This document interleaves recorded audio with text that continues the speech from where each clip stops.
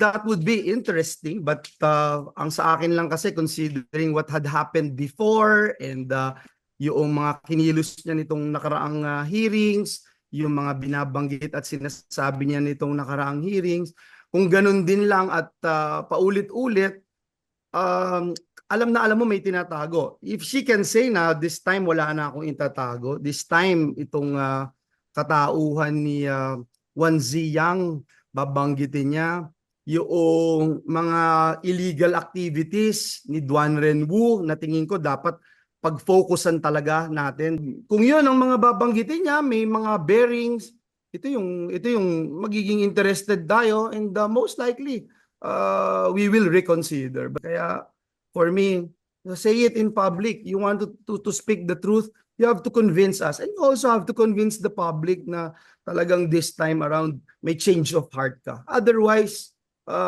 hindi kailangan ng executive session.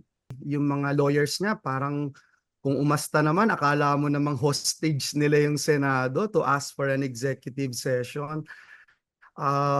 Given the fact that si Guo Huaping ay hindi sumasagot, itong alias Alice na ito ay hindi sumasagot, tinakasan kami, binastos at binalahura ang buong gobyerno, tapos sila pa yung may gana na, ano ba, mag-executive session kayo, etc. You know, hindi nyo hostage yung Senado at kami yung magde-decide. And right now, I've made up my mind.